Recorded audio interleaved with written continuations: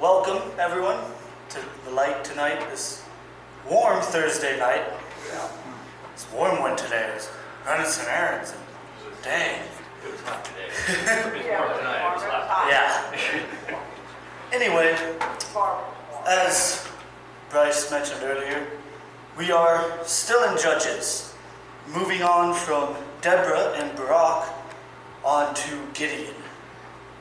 So after Deborah and Barak judged over the nation of Israel, they had peace until, once again, the nation of Israel did what was right in their own eyes and fell away from God. And so, God allowed them to be conquered once again, this time by the nation of Midian and the Midianites and other peoples as well, mainly the Midianites. And so, they have been conquered for 7 years. Only 7 years this time.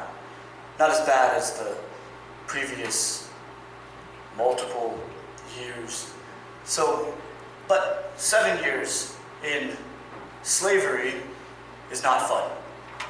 And so, and this wasn't just being conquered as how, they had to pay taxes to this other government or whatever. They were literally forced out of their own land this time. And it says that the nation of Israel ran to the hill country and made caves and holes and strongholds to hide in because of the oppression of the Midianites. Every time they would even try to grow wheat or crops, the Midianites would just come through and ransack it. And so these 7 years are very rough. And so we see Gideon. First time we see Gideon, he is chaffing wheat in a wine cellar. Threshing wheat, my bad. Thank you, Bryce. Threshing wheat, for those of you that don't know, is the process of removing the chaff from the wheat. Normally, it would be done by grabbing handfuls of wheat, throwing it into the air, allowing the breeze to blow the chaff away because it's lighter, and the wheat falls back down. However, Gideon's trying to do this, attempting, mind you, to do this in a wine cellar. I don't know if any of you have ever been in a wine cellar, but it's typically underground and dark and moist, and there's not going to be any wind in there. And so he is threshing the wheat in the wine cellar because of his fear of the Midianites coming and stealing the food and the crops. And so we see Gideon hiding from the Midianites, threshing his wheat in the wine cellar. And out of nowhere, the angel of the Lord appears to Gideon. Boom! He's in the presence of God. And Gideon is afraid, of course. And so God tells him, do not be afraid. And he says, Gideon, I have chosen you, a mighty man of valor, to judge the nation of Israel and to save your people from the Midianites' oppression. And Gideon's like, what? I just imagine his eyes popped out of his sockets. Just, what? Me? No, you have the wrong guy.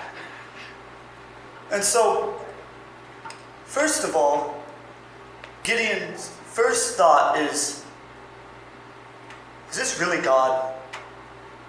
And he tells the angel of the Lord, he says, all right, please allow me to test you and see if you really are God. And so he says, all right. And so Gideon asks him to wait for him to collect some supplies. And so he goes and he gets a goat and other food and oils, and he brings them out, builds a small altar, and sacrifices. He pours the broth, the oils over the food that, mind you, would have been scarce. And he asks for some sign to prove that he is God. And so the angel of the Lord gives him instructions on how to build the altar and what to do with the sacrifice and everything. And it says that the staff that the angel was holding, he reaches out and touches the tip of the offering with the tip of the staff, and it immediately bursts into flames and is entirely devoured by the flames. And as soon as it was there, it goes out. And so Gideon, now, without a shadow of a doubt, knows this is God. And so he basically hears him out, now that Gideon has proven this is God. And so God tells him that he is the next judge over Israel. And that's it for now. So, later, some time has passed, not very long, most likely. God comes to him again. This time, tells him, all right, the nation of Israel is worshiping other gods and idols. And that's not okay. So you know what? Since you are my judge, I'm going to have you do something about it. And so God tells Gideon to go and destroy the idol of Baal that is in the basically town square of where he lives. So go destroy the idol and build there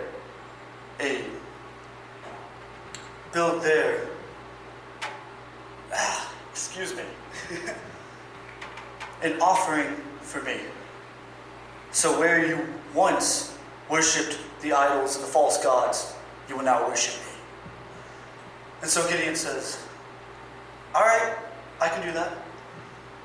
However, mind you, Gideon is still very afraid of the people and Midianites and the people that are worshiping this God. And so, little g, mind you. And so he goes to destroy the idol. However, he does it under the cover of night, when everyone's asleep. And so he goes, destroys the idol, builds up the offering for God where the idol was, using the wood from the idol. Kind of irony there. And in the morning, everyone wakes up and sees that their God has been desecrated. Oh no! This can't be! So everybody's real ticked off, right? And so they're going around trying to figure out who did this. And after some investigating, they conclude that it was Gideon. And so they head to Gideon's household and they tell his father, bring out Gideon, for he is the one that destroyed our God, our idol. And Gideon's father tells them, well, if he truly is a God, why should you be pouring out the punishment for him? If he really is a God, he will punish Gideon himself. And the people are speechless. So they all just fizzle down and go back to their homes to wait for their idol's punishment, which, mind you, never happens. And so, after some more time, Gideon has been called to raise an army to go fight the Midianites, to finally free Israel after these 7 long years. And so Gideon assembles a small army of 32,000 soldiers. And so, well, soldiers actually might not be the best word. They're more people. And so God comes to Gideon and he tells him, all right, you got your army? Good. Go and camp out here up on this mountain above where the Midianites' army is camped. Oh, but before you do that, your army's too big. Gideon's like, what? Army's too... We only have 32,000, God. We're facing this huge force of the Midianites and all these other people that they have gathered. Probably hundreds of thousands of soldiers at least. We only have 32,000. What are you talking about, God? And he tells Gideon, you have too many people. Because if you beat them with this number of people, you guys, the Israelites, will boast in their own works. You have too many people. So he tells Gideon to let everyone go home that doesn't want to be there, that is afraid of fighting. And so Gideon obeys the Lord once again, and he tells everyone, all right, if you don't want to be here, you don't have to. God says, go home if you're scared or if you have families, whatever. And so his army of 32,000 drops down to 10,000, under a third of what he had. And so God sees 10,000. He goes to Gideon again and says, all right, Gideon, your army's still too big. Still have too many people. You guys won't believe in my abilities, in my almighty power if you win with this number.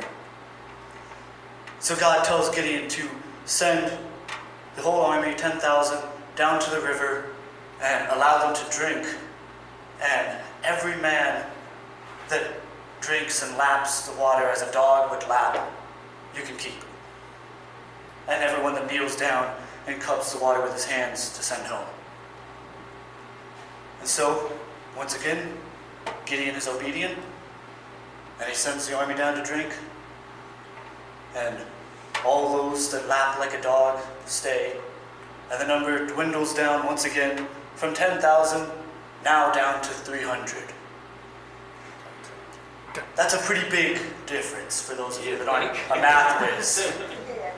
And so now God says, all right, that's pretty good. I like that. I like that number, 300. That's good. And so Gideon is sitting here. All right, God, I'm trusting in you. You know what we're doing. I'm terrified of these Midianites, and we're probably all going to die, but if it's your will, God. And so God comes to Gideon once more. He tells him, all right, it's time. This is the night. You and your army of 300 will go down to the camp and ransack them tonight, in the middle of the night. And then God tells him, but, Gideon, if you are still afraid of the Midianite forces, take your right-hand man, sneak down there, spy on them for a little bit, listen to what they have to say, and it will encourage you and give you the strength you need to fight. So, Gideon, being the man he is, takes his right-hand man and he sneaks down to the camp. And so they sneak down there and they're listening around, and they begin to hear this Midianite soldier talking to his buddy. And he's saying, yeah, man, this is so weird. I had this dream last night, right? Where this huge bale of barley bread rolled down the hill and collapsed our tent and just flattened it. And his buddy is like, oh, dang, that's That's serious, man. That represents the sword of Gideon, his army that he's gathered together. But you're all right, man. That's just a dream, right? And so Gideon hears this, and he immediately heads back up the mountain, gets his army together. He says he splits them up into 3 different battalions, and they go down, and each person holds in his hand, his right hand a trumpet, his left hand a jar with a torch in it. That way the torch wouldn't make light, because it's at night and they're trying to sneak. And so he sends them, the battalions, around the camp strategically to surround them. Every soldier with the trumpet and the torch. And at Gideon's signal, they all blow their trumpets, make their noise, shatter their jars, reveal their torches. And the camp goes crazy. Every soldier of the Midianite army freaks out immediately in just pure, utter chaos. It says that each Midianite sword is against his companion. Just they have no idea who is enemy, who is friend, and they're just slaughtering each other. And the army of Gideon crushes their entire force and chases them off for miles, chases them down to defeat every single one. And Gideon and his army conquer over the Midianites, and they push the Midianites back out of their land because Gideonite was obedient to God, despite his fear. So thank you. Let's welcome up Bryce.